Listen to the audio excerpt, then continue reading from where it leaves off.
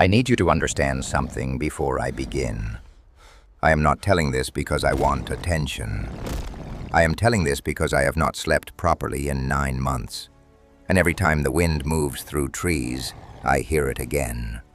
Not the sound itself, the memory of it. The way it said my name like it had always known it. Like it had been waiting to use it. If you ever find yourself alone in the Carpathian forest at night, and you hear a familiar voice calling from somewhere it shouldn't be, you need to leave immediately. Don't answer. Don't look for it. I made that mistake, and something heard me answer. Something that learned how to sound like us long before I ever stepped into those woods.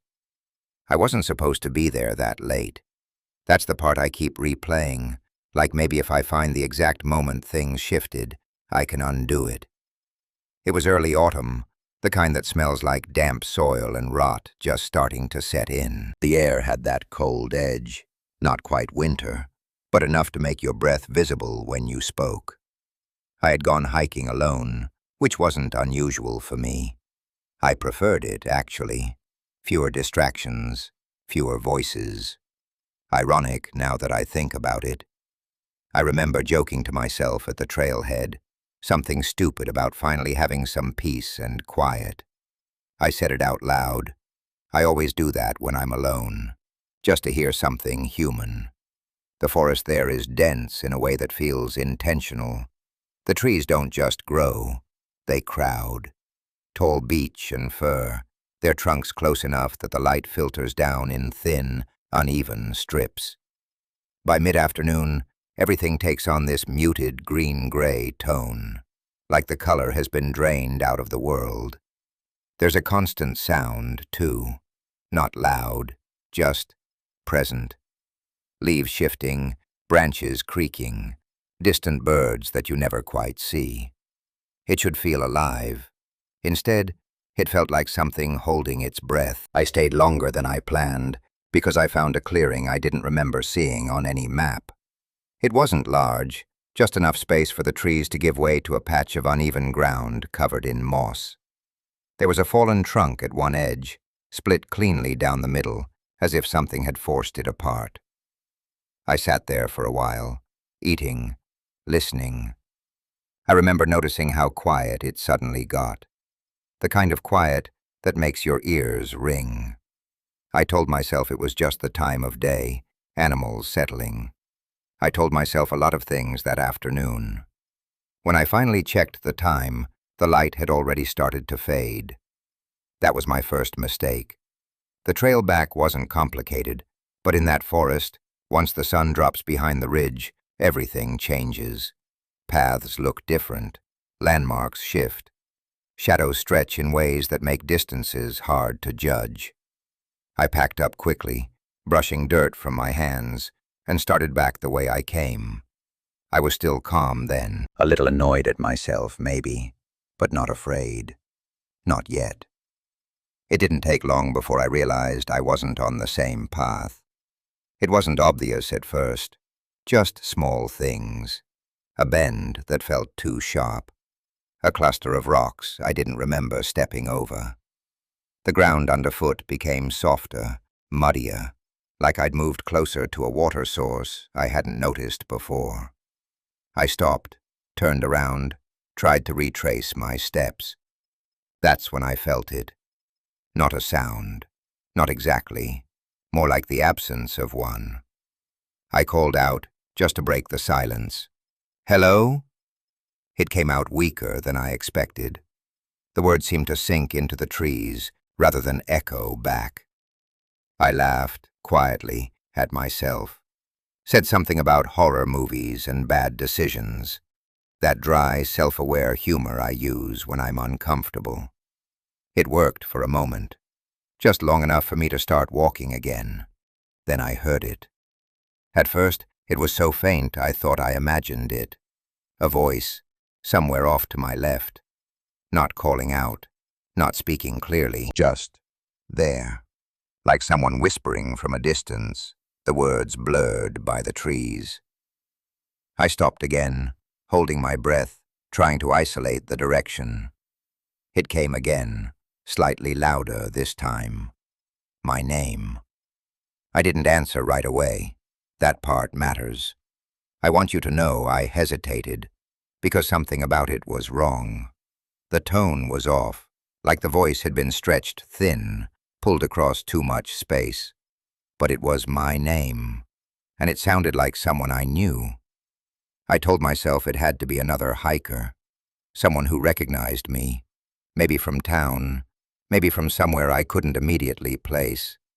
That's how the mind works when it wants to stay rational. It builds bridges where there are none. "Hello?" I called back, louder this time. "Who's there?" The forest answered with silence, a heavy, pressing silence that seemed to lean in closer. I took a step toward where I thought the voice had come from, then another. The ground dipped slightly, and I felt my boot sink into something wet. I looked down. Mud, darker than before, almost black. It clung to the sole as I pulled my foot free, with a soft, sucking sound. That's when the voice came again, closer now, clearer. "Wait!" It was my brother's voice. He wasn't in that forest. He was hundreds of kilometers away. I knew that. But hearing it there, in that place, it did something to me. It cut through the logic, straight into something older, more instinctive. I turned sharply, scanning the trees. "Where are you?" I asked. My voice sounded wrong to me. Tight. No answer. Just that same quiet. I should have left then. I should have walked in the opposite direction of that voice, and not stopped until I reached the road. But I didn't. Because a part of me believed it, or wanted to, and that part was louder than the fear, at least for a little while. So I followed it. The forest grew thicker as I moved toward the sound. Branches snagged at my jacket, scraping lightly against the fabric. The ground sloped downward, and I realized I was heading into a shallow valley. The air felt colder there, damp.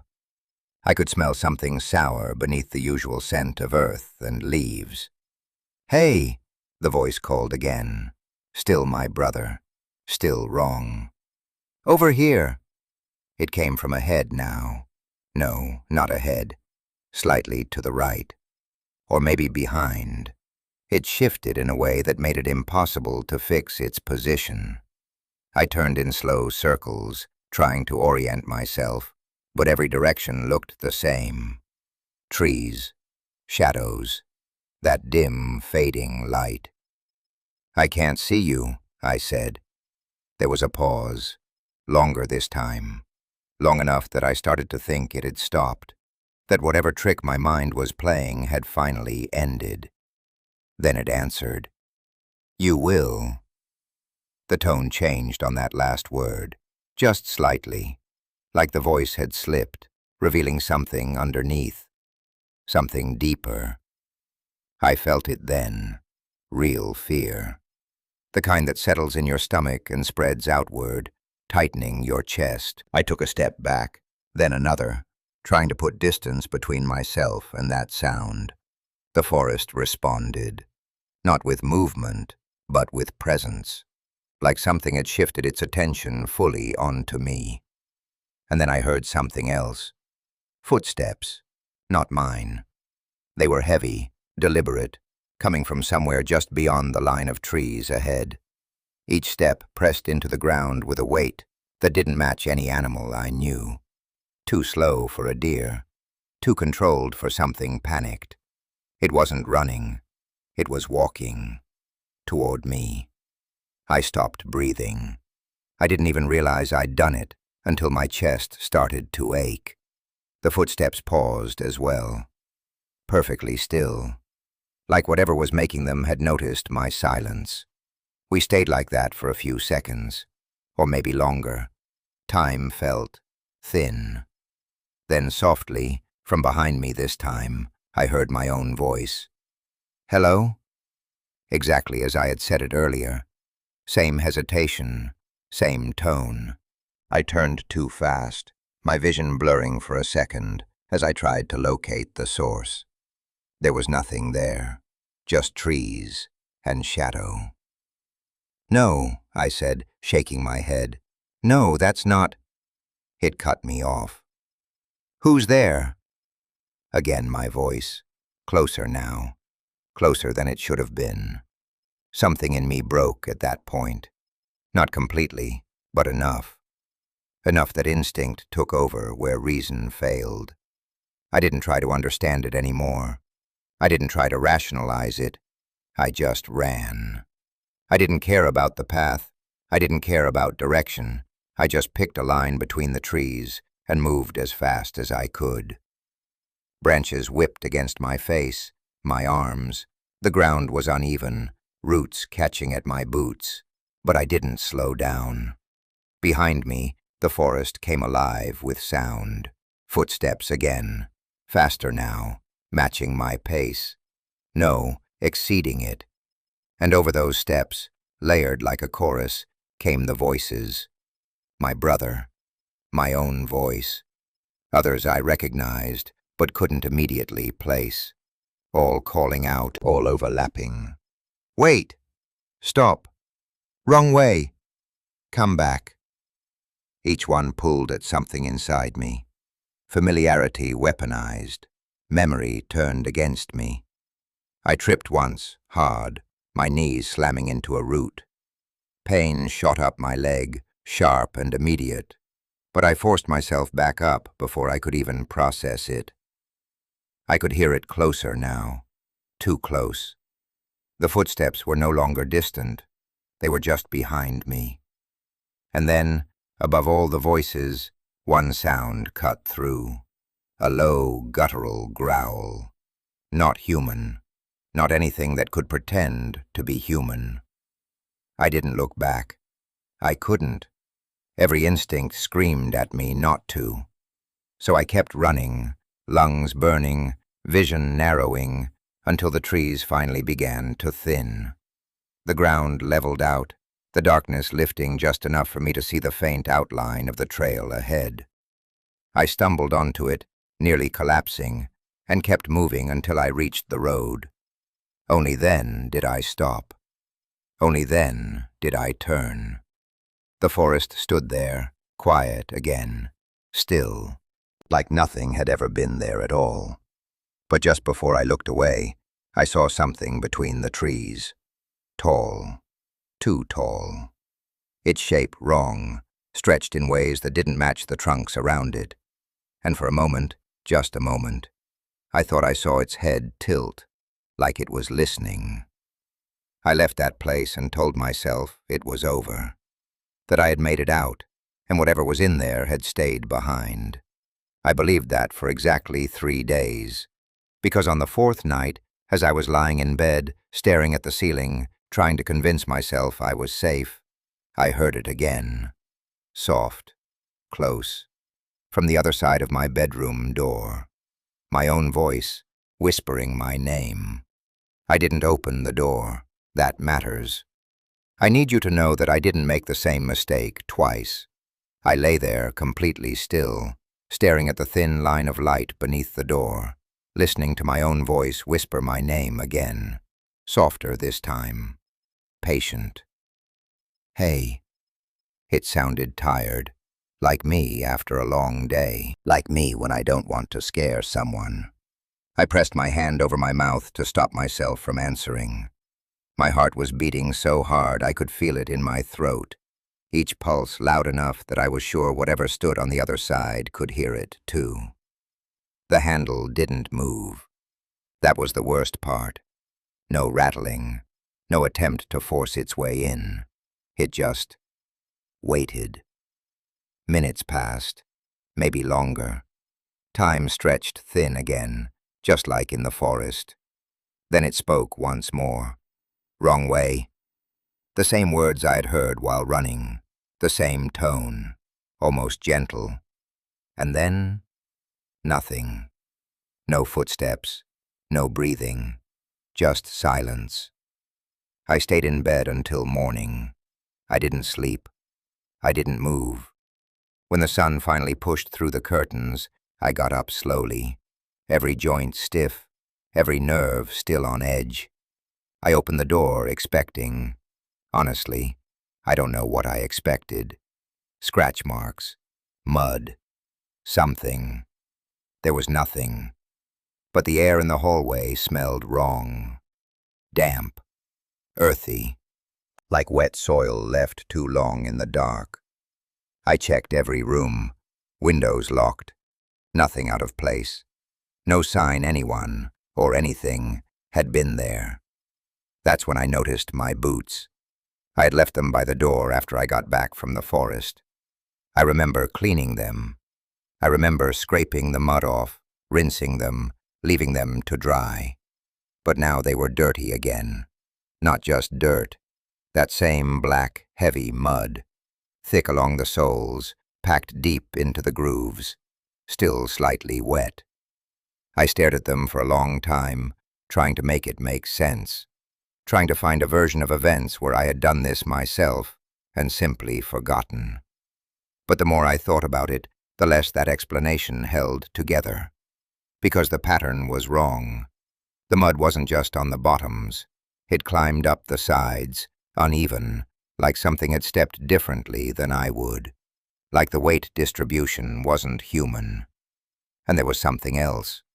A faint imprint on the floor just beyond them. Not a full footprint, just the front half. Pressed into the wood hard enough to leave a dark mark. Wider than my boot. Longer. I followed those partial prints down the hallway, each one faint, like whatever made them hadn't fully committed its weight. Testing, learning. They stopped right outside my bedroom door. I didn't need to look up to know what I'd find on the other side. But I did, anyway. The mirror at the end of the hall faces my room. It always has. I've lived with that layout for years without thinking about it. That morning, it felt like a mistake. Because standing in that reflection, just for a second, just long enough for me to doubt what I was seeing, was something behind me. Too tall, shoulders wrong, head slightly tilted, watching me the way it had watched from the trees. I turned around immediately. There was nothing there. Of course there wasn't.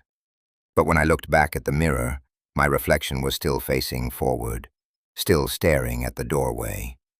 And then, very slowly, it smiled. I didn't turn back to the mirror again. I left the apartment that same hour. No plan, no real destination, just distance. I told myself I needed air, people, noise, anything that wasn't that hallway, that door, that reflection.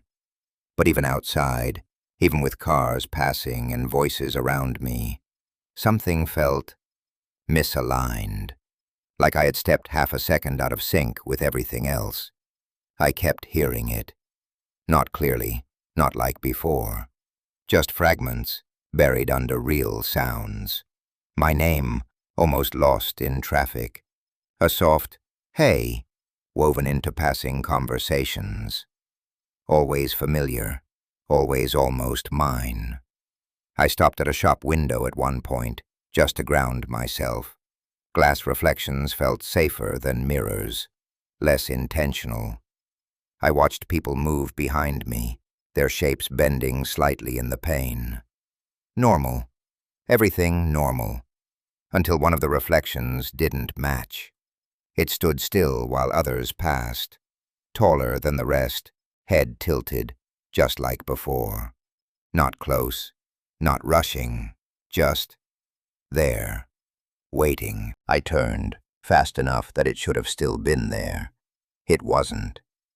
But from somewhere just behind my right ear, close enough that I felt the breath of it, without any warmth, I heard it again. My voice. Found you. I didn't run this time. That's the part I'm most ashamed of. Not the forest, not the voice. This. The moment I stopped reacting and started listening. Because when it said, found you, something in the tone had changed again. Less like imitation, more like ownership. I kept walking, slow, controlled. Like if I acted normal enough, The world might agree with me. People passed by, close enough to touch. None of them reacted. No one turned. No one noticed anything wrong. So I tested it, quietly. "I know you're there," I whispered, barely moving my lips. For a second, nothing. Just the city noise pressing in around me. Then, from ahead this time, from a narrow alley I hadn't even noticed, I heard it answer. Not my voice, not my brother's. Something deeper, rougher, strained, like it was forcing the shape of words through something not built for them. "Learning." I stopped. The alley was empty. Too empty. The kind of empty that doesn't belong in a place like that. No trash, no movement. Just shadow stretching back farther than it should. "I didn't go back to the forest," I said, louder now. My voice shook anyway. "I left." A pause. Then, closer. "I didn't." The words came from behind me, right behind me. And this time I felt it breathe. I froze. Not out of fear this time, not entirely. There was fear, yes, thick, suffocating, but something else had taken root beneath it. A kind of understanding I didn't want, didn't ask for, but couldn't ignore anymore. It hadn't followed me. That was the lie I'd been telling myself to stay sane. The forest wasn't a place I escaped. It was something I carried out with me. Or maybe something that chose to come. Its breath didn't feel like air. There was no warmth, no movement against my skin. Just pressure. A presence so close it distorted everything around it, like the space itself was bending to accommodate something that didn't belong. I wanted to turn. Every instinct screamed at me to face it, to give shape to what was behind me, to prove it was real or finally break the illusion. But I remembered the trees, the way it watched, the way it learned. So I didn't turn. Instead, I spoke. "Why me?" The question came out hollow, but it was honest. It was the only thing I had left to ask. For a long moment there was nothing. The city noise dulled, like someone had lowered the volume of the world. Even the wind seemed to hesitate. Then it answered, not from behind me, not from the alley, from everywhere at once. "You listened." The words pressed in from all sides, layered, overlapping. My voice, my brother's, strangers I'd passed minutes ago, all speaking in the same rhythm, the same intent. I closed my eyes. That was another mistake, because the moment I did, I could see it. Not clearly, not fully, just fragments. Impressions burned into the dark behind my eyelids. Long limbs bending the wrong way. A torso stretched too thin. A head that couldn't decide on a shape, shifting subtly, never settling. And the mouth, always the mouth. Moving, practicing, repeating. My voice. "Hello?" It echoed the very first word I had spoken in the forest. The beginning of everything. The invitation. I opened my eyes again, breath shaking. "You can't stay," I said. It sounded weak even to me. "You don't belong here." A soft sound followed. Not quite a laugh, not quite a growl. Something in between. Then gently, almost kindly, it said, "You brought me." The pressure behind me lifted, not gone, just stepping back, like it was giving me space, or testing what I would do with it. I turned then, slowly, carefully. The alley was still empty, the street behind me unchanged. People moved, cars passed. Life continued as if nothing had shifted. But on the ground, just at the mouth of the alley, there was something new. A set of impressions in the dust. Not quite footprints, not quite anything I could name. Long, uneven, pressed deep, as if something heavy had stood there for a while. Watching, waiting. And beside them, smaller, familiar, were my own, facing toward it. I don't remember stepping there. I don't remember moving that close, but the spacing was right, the angle, the weight, as if, at some point, I had stopped running. I stepped back from the prints, slowly, like sudden movement might convince whatever left them to return. The street noise felt distant now, muffled, as if I dropped beneath the surface of the city without actually moving anywhere. People still walked past the alley mouth. A couple argued nearby. A bike bell rang somewhere behind me. Normal life continuing, indifferent, but I couldn't unsee it. My footprints facing inward, not away, not fleeing, inviting. I tried to convince myself there was a rational explanation, that I had paused, shifted my stance, turned without thinking, that exhaustion and panic had distorted memory. The mind does that under stress, fills gaps, rewrites intent. But the longer I stared, the less that explanation held, because the impressions weren't just placement, they were weight. Mine looked light, uncertain, the kind of stance you take when you're hesitating.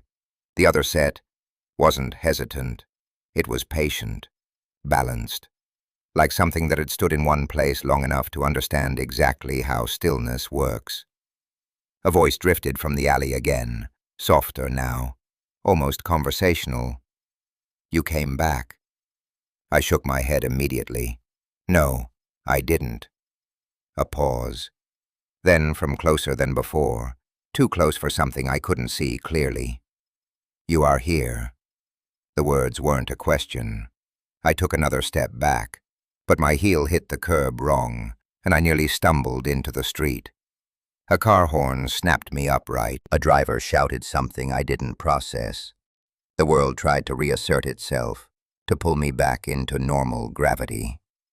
For a second, I almost believed I could still leave it behind.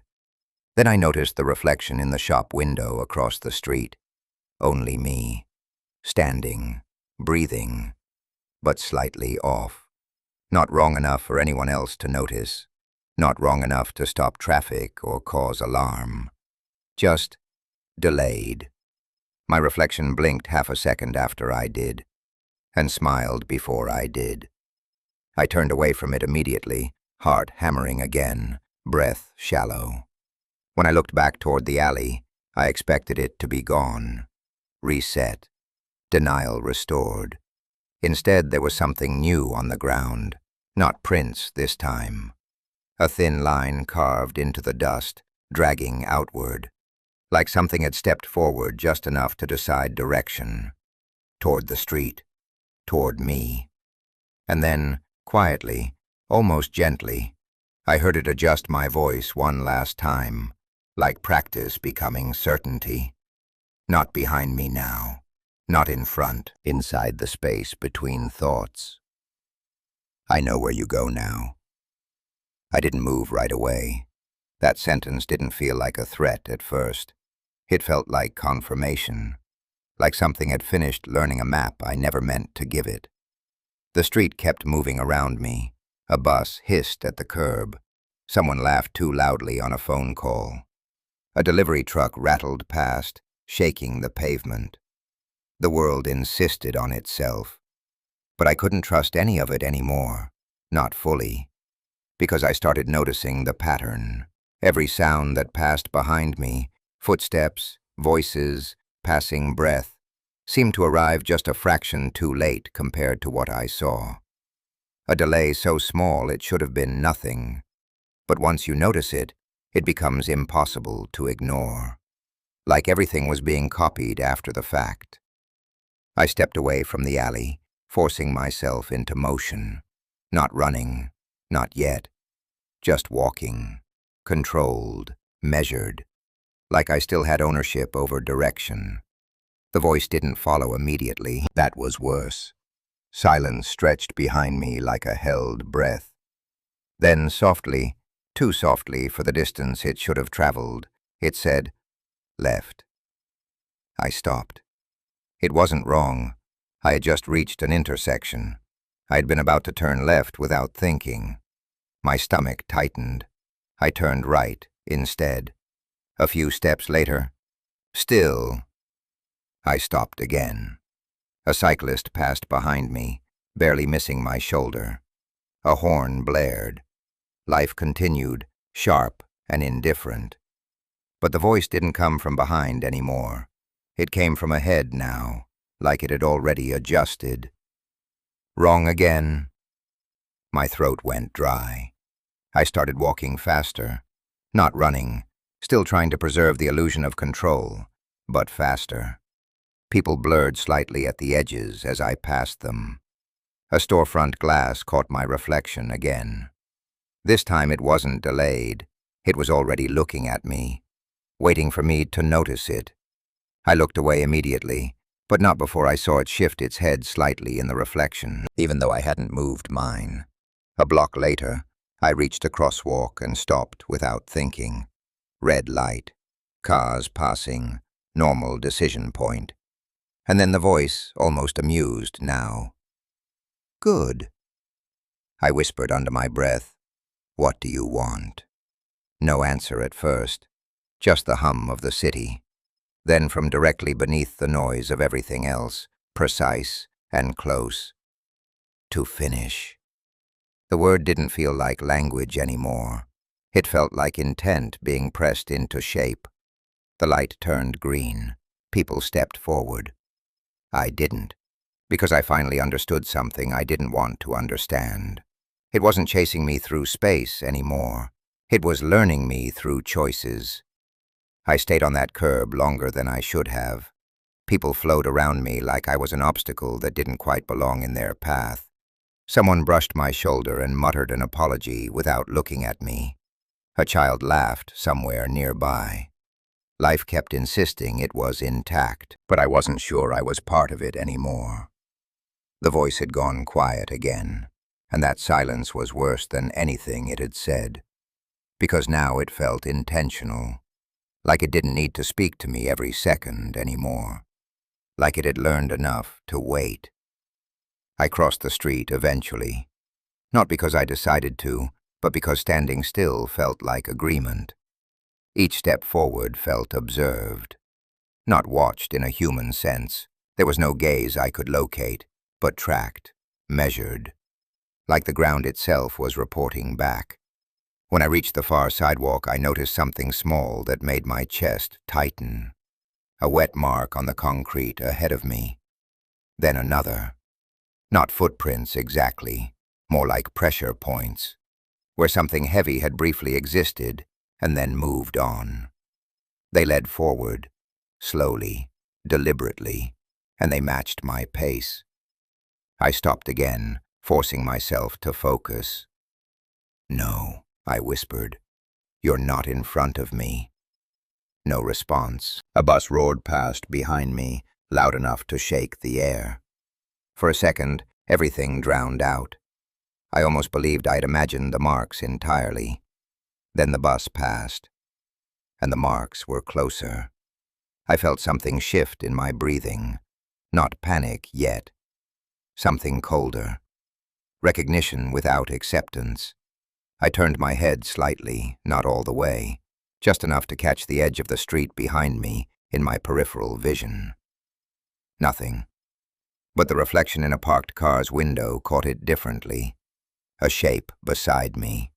Not fully formed, not stable. Just enough structure to suggest height, posture, intention. Standing where no one should be standing. I didn't look directly at it. I couldn't, because I knew what would happen if I confirmed it fully. The voice returned, softer than before, almost careful now. "You stopped looking for me." I swallowed. I never started. A pause. Then gently, almost like correcting a misunderstanding. "You did. In the forest, in the mirror, in the glass." My hands started shaking. I clenched them into fists to hide it, but it didn't help. The marks on the ground shifted slightly forward again, not disappearing between steps anymore, just extending, continuing. like whatever made them no longer needed distance to follow, only direction. I took a step backward without thinking, then another, and immediately the voice answered with something that felt like satisfaction. Good. That word again. Same tone as before the crosswalk. Same sense of approval that didn't feel like comfort at all. My back hit a wall I hadn't realized was there. Cold concrete. No escape behind me. I forced myself to speak again. What are you? This time the pause was longer. Not hesitation, consideration. When it answered, it didn't use my voice. Not anyone's I recognized. Just something almost shaped like language, close enough. And then I felt it step forward, not in sound, not in sight, but in the way the air changed when something finally stops pretending it's far away. I pressed myself harder against the wall without meaning to. Cold seeped through my jacket, sharp enough to anchor me for a second. The street around me didn't react. No one stopped. No one looked too long. That was starting to feel like the worst part of all this, the way the world refused to acknowledge what I was no longer sure was hidden. The air beside me shifted again. Not wind, not movement I could trace. More like pressure redistributing itself into a new shape, closer than before. I kept my eyes forward. That was the rule now, even if I didn't remember deciding it. Looking directly never ended well. Mirrors, glass, forest shadows. Every time I confirmed it, something got clearer and worse. The voice didn't speak immediately. It lingered, like it was learning what silence meant in this new place. Then it said almost thoughtfully, "You changed routes." My throat tightened. I didn't agree to anything. A faint pause. "You still chose." My pulse hit my ears again. Not fast this time. Heavy. Measured. Like something sinking to me instead of chasing me. I finally let my eyes drift. Not toward it, not fully, but toward the reflection in the glass storefront across the street. I regretted it instantly. My reflection was there, standing still, facing forward. But the space beside it wasn't empty anymore. Not empty at all. Just unfinished. Like something was standing in the process of becoming visible and hadn't decided on the final shape yet. And slowly, my reflection turned its head, just slightly, toward that unfinished space. Like it could see it better than I could. The voice came again, closer than breath now. Not behind me this time, not in front. Almost done. My fingers curled against the wall. I realized I wasn't shaking anymore. That was worse, because something in me had started to hold still with it. I stopped trying to interpret it as something I could outrun after that moment. Almost done didn't feel like a warning anymore. It felt like completion approaching a final shape, like a sentence reaching its last word. The wall behind me was cold enough to numb my shoulder blades.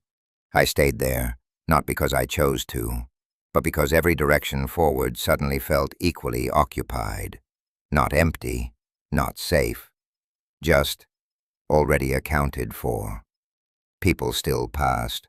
A woman laughed into her phone. A man adjusted his bag strap. A dog pulled at its leash, impatient. No one looked at me long enough to register anything wrong. Or maybe they did, and it simply didn't matter anymore. I tried to breathe normally. That was the only thing I could still control. In, out, in, out. But even that started to feel observed, like rhythm was something it could match, if it waited long enough. The reflection across the street shifted again. Not my reflection this time. Not entirely. The shape beside it had stabilized, not fully visible, not fully absent, just enough structure to suggest it was no longer trying to imitate anything. It was settling into itself, and my reflection, my actual reflection, was now facing it directly, as if acknowledging it. I whispered, I didn't bring you here. The answer came instantly this time. No delay, no search. You opened the way. Something inside my chest tightened painfully, not like fear exactly anymore. More like recognition of responsibility I never agreed to carry. The memory came back in fragments. The clearing in the forest, the silence that felt like listening, the moment I answered when I should have stayed quiet. Not just there, earlier too. Every time I spoke into emptiness, expecting it to stay empty. The voice wasn't following me. It had been built out of following. I looked down at my hands. They looked normal, human, familiar. That should have reassured me. It didn't, because I realized something worse. It wasn't copying my voice anymore. It wasn't testing distance or direction. It had stopped needing permission to mimic. It was starting to choose what came next. The air beside me shifted again, and this time I didn't mistake it for nothing. The pressure wasn't just presence anymore. It was arrival. And from somewhere just above my shoulder, quiet enough that I felt it more than heard it, it said one last thing before everything changed shape. Now I stay. I didn't move, not because I was calm, because movement no longer felt like something I fully controlled. The words, "now I stay," didn't echo. They settled, like dust dropping into still water, spreading out through everything without sound. The reflection across the street stopped changing.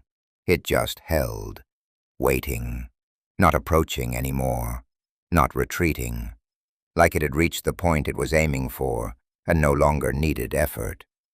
That realization hurt more than fear, because it meant the chase was never the point. I finally pushed off the wall, slowly, carefully. My legs felt distant, like they were responding to instructions sent from somewhere slightly out of sync with me. The moment I stepped forward, the street noise dulled again. Not gone, just reorganized, like it was no longer the primary layer of reality. The voice didn't speak immediately. It didn't need to. I walked anyway. I don't know why. Maybe to prove I still could. Maybe because standing still had already been claimed. Each step felt matched, not followed, mirrored. And then I noticed something that made my stomach drop in a slow, sinking way. My shadow wasn't behaving correctly. It lagged half a second behind me, then aligned, then lagged again, like it was learning my timing the same way everything else had been learning my voice. I stopped in the middle of the sidewalk. So did everything else. Not physically, not visibly, but perceptibly, like the world had paused its attention on me. From nowhere specific, the voice returned. Softer now, certain. You don't leave this version. My mouth went dry. What version? A pause like patience becoming structure. The one that answered. The reflection in the storefront glass flickered, just once, and in that flicker I saw it clearly, not as shape or shadow, but as alignment. It wasn't behind me, it wasn't in front of me, it was matching me, perfectly. Every hesitation I had ever made, every time I answered when I shouldn't have, every moment I treated silence like something that could be filled. It had taken all of it, not copied, compiled. My reflection blinked. I didn't. That's when I understood the worst part. It wasn't trying to replace me anymore. It was correcting me. I wish I could tell you that I ran after that realization, that something in me finally broke free and I escaped into noise, into distance, into anything human enough to undo it. But that's not what happened. What happened was quieter. Worse in a way that didn't feel dramatic at first. I kept walking, not forward with purpose, not backward in retreat, just continuing, like motion itself had become the only thing still fully mine. The city didn't stop for me. It never does. People passed. Traffic cycled. Somewhere life went on pretending it wasn't being rewritten in real time. The voice didn't speak again right away. It didn't need to, because now it was in the timing. A pause before I turned my head. A fraction before I decided to breathe. A delay that didn't feel like delay anymore. It felt like agreement. I stopped at an intersection I didn't remember approaching. Or maybe I did, and the memory just hadn't caught up yet. That was happening more often now. The reflection in the glass across the street was still there, still aligned, still waiting in the way something waits after it has already learned everything it needs. I whispered, "You're not me." No answer at first. Then gently, almost tired now, like repetition had worn down the need for intensity. "I am what answered." That word again, answered. It didn't sound like possession. It sounded like consequence. A bus passed between us, loud enough to erase everything for a second. When it cleared, I expected things to reset, expected denial to come back in the space noise had temporarily filled. Instead, the reflection had moved closer. Not physically, not in the world, in agreement. My posture mirrored exactly, even though I hadn't consciously adjusted it. My head tilted slightly at the same angle as the figure beside my reflection, like symmetry had become mandatory. My stomach dropped, because I realized I wasn't looking at something following me anymore. I was looking at something that had synchronized with me. And synchronization doesn't need pursuit. It only needs consistency. The voice returned one last time, from everywhere and nowhere at once. No longer testing, no longer learning, just confirming. "Now you don't slip." My breath caught, and for the first time since the forest, I wasn't sure which part of me had just agreed. I didn't understand what "done" meant, until the silence stopped feeling like absence and started feeling like agreement. After that last moment, when it said, "Now you don't slip," nothing changed in the world the way I expected it to. No collapse, no sudden reveal, no visible thing stepping forward. Life kept moving the same way it always had. People still walked past me. Cars still crossed the intersection. A bus still hissed at the curb like nothing had ever been wrong. But I wasn't part of that movement anymore in the same way. It didn't replace me. It didn't erase me. It simply stopped needing distance between what I thought and what I did. The gap closed so quietly, I only noticed it in hindsight. Like realizing too late that every decision I made had already been anticipated by something wearing my timing like skin. I tried to resist it at first, in small ways. Changing direction without thinking, stopping mid-step, looking away from reflections before they could align. But even resistance started to feel like part of the same pattern, like the pushback had already been accounted for. The reflection didn't need to appear wrong anymore. It just stayed correct. Too correct. Always a fraction ahead of me, not visually, but in certainty. If I hesitated, it had already hesitated. If I turned, it had already prepared to turn. And slowly, terrifyingly, I stopped feeling like I was correcting it. I started feeling like I was catching up. There was no final confrontation, no clear moment where something declared victory. That's not how it worked. It never needed a climax. It only needed consistency long enough that I stopped distinguishing between my intention and its echo. Even my fear began to arrive on time. Even my doubt became predictable. And in that final stretch, what I thought of as me didn't disappear. It just stopped being the only version of me that acted first. Now when I stand still, the world still continues. When I speak, my voice still sounds like mine. When I choose, the choice still feels personal. But somewhere underneath all of it, there's a second rhythm that never misses a beat anymore. And I can't tell anymore which one I'm following.